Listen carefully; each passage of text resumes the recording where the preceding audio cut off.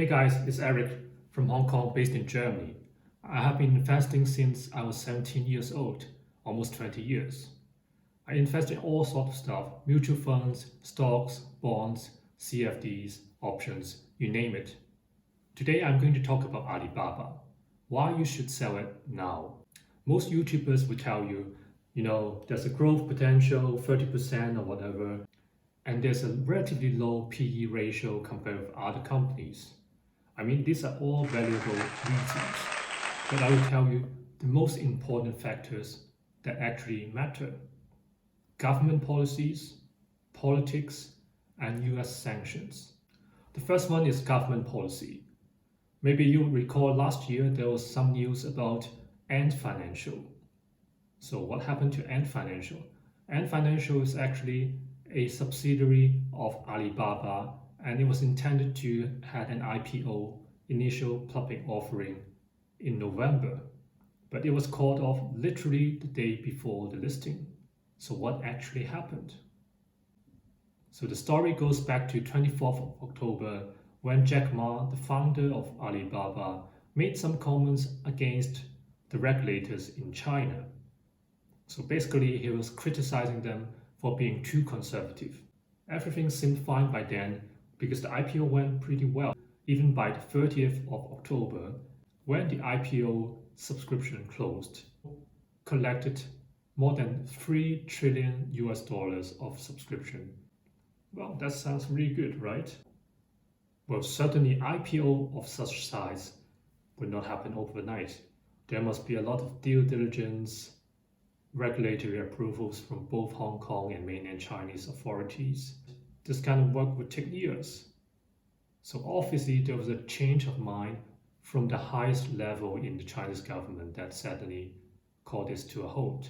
So a few days before the actual IPO listing date, the Chinese Banking and Insurance Commission, basically the regulator plus People's Bank of China, which is the central bank of China, jointly issue a statement saying that lending online is something that has to be regulated. Well, this probably didn't draw too much attention in the West, but if you were a sophisticated investor in Hong Kong, you will realize, okay, this is something fishy. And of course, it didn't turn good because this was the 2nd of November when they announced that. And the listing date was the 5th of November. And then the wave of changes came. In November, antitrust investigations were being held against Ant Financial. Even though Alibaba's CEO came out and said, okay, we are learning, we are reflecting, basically saying that in China means I'm sorry, we follow your direction, please do not punish us. But it didn't help at all. So a few days later, Ant Financial got fined for not informing the regulators about their M&A activities. M&A stands for merger and acquisition activities. So you would say, okay, Ant Financial doesn't count for a huge amount of market cap of Alibaba. That's true. It was estimated that a 10% fall of market capitalization of Ant Financial only results in around 1.3% of lower market cap for Alibaba. So there was around 30% reduction of the estimated valuation for Ant Financial, which translates to roughly 5% for Alibaba. Well, maybe you think, okay, it's not too bad, Ant Financial, it doesn't count too much, right? But things got worse. It actually spills over to Alibaba Group itself, to its core business. Consumer regulators actually called upon Alibaba, they need to investigate their antitrust behaviors. And then not long after, actually on Christmas Day, the regulators admitted that they actually did a raid of Alibaba's office in Hangzhou on the Christmas Eve. But it didn't stop there. On the 30th of December, even just right before the end of the year, Alibaba, alongside with two main competitors, were being fined for poor sales practice being done during the so-called Singles Day on the 11th of November, which is the biggest e-commerce sales every single year. And with all this, the tide is not turning anytime soon. The Premier of China, Li Keqiang, announced during the National People's Congress yearly session three main points relevant to Alibaba and the likes.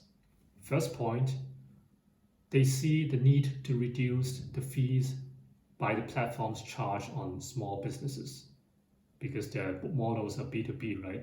There should be less profits going to the platforms and more profits going to the small businesses. Secondly, antitrust practices need to be suppressed and dealt with. Third point, they see the need of more regulations of the capital being raised in the fintech sector or through online means. This is pretty clear. All three of them are directly hitting on the business models of companies like Alibaba. This is not going to go away anytime soon. So what's the reason behind the change of policies? Why is the U-turn? Of course, apart from concern about antitrust behaviors and also the stability of the financial system, there was politics. What kind of politics are we talking about? First of all, most of the biggest companies in China are state-owned. No matter banks or retails, these kind of industries are directly threatened by the likes of Alibaba. And they have very powerful say in the apparatus of the government. After all, they're owned by the state. Secondly, there are trillions of renminbi being held in online banks or being lent out by online lenders.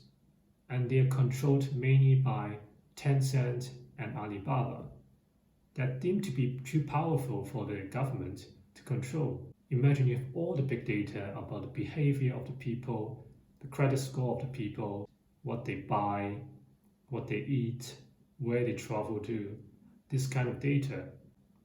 Last but not least, a little bit more conspiracy theory, but Wall Street Journal, alongside with a number of news outlets, were alleging that the real owner behind Ant Financial is actually the grandson of President Jiang. President Jiang was the president of China and arguably the most powerful person until President Xi becomes president. So he was so powerful that even today, some people say that he's the second most powerful person in China, even though he's now 94 years old. If this is the rival of the current president and the current regime, then they would not probably be too comfortable to have someone to earn a lot of money through the IPO. But of course, this is just a conspiracy theory, and I do not believe that this is the major reason of it. After all, political motivation behind any action cannot be underestimated in a country like China. But how about international politics?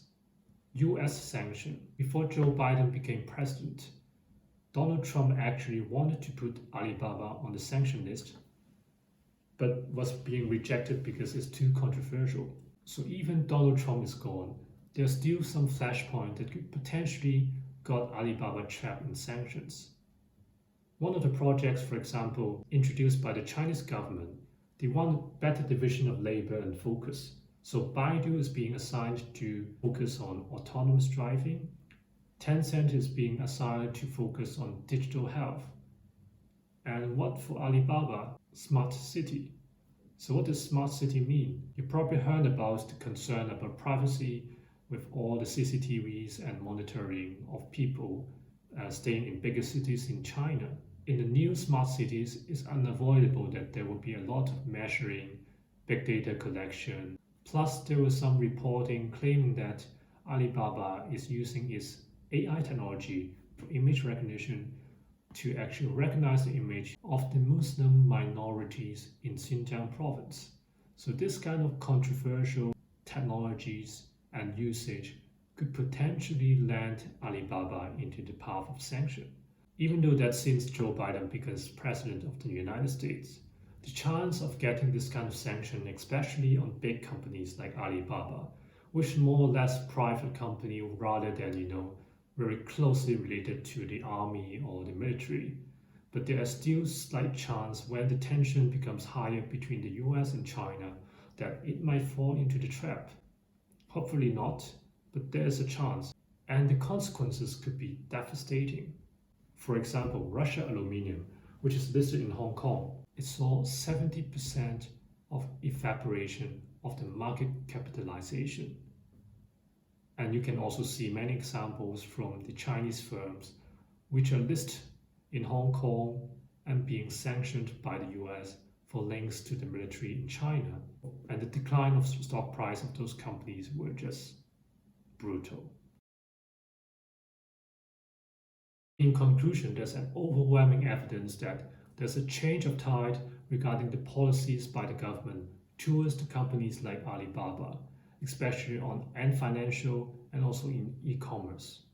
For example, for Ant Financial, it would be a fundamental change of the business model. There are rumors saying that Ant Financial in the future would need to use traditional banks in order to do their businesses. This would change the business model fundamentally because first of all, there's one more party involved. Of course, they also need to earn money. The profit margin would go lower. Secondly, state banks, they are not the most efficient ever compared with digital banks. This will increase a lot of cost and time. And for Alibaba, it's even worse because there's clear instruction from the government saying two things. One thing is that platforms should earn less money so that the wealth will not transfer all to the platforms. Secondly, the government also says explicitly that antitrust behavior would not be tolerated. Well, obviously, Alibaba is the leader in e-commerce. There's a slight chance that it might be break up. I think this chance is pretty low. I still see that more competition will be introduced and they will be under pressure and the profit margin will go down. Of course, we also need to look at politics, the politics behind it, the power struggle between the state enterprises and the digital companies which are privately owned. Thirdly, there's a slight chance of sanction by the USA should the relationship between China and US becomes tense again. Well, I'm not ruling out that the stock price would go up again. Maybe it would go up significantly. Rather, I would ride on the wave of the increase of the stock price when we have more clarity, at least from the rumor and the hints, clarity about the regulatory regimes, no matter for online lending, financial institutions using digital means, and also on e-commerce. And then I'm pretty sure there will be a huge wave going up. But for now, I think there are better options for us rather than Alibaba. So sell it now, don't look at the numbers doesn't matter. Like the video, please like and subscribe to the channel so that we will provide you more information on the next step.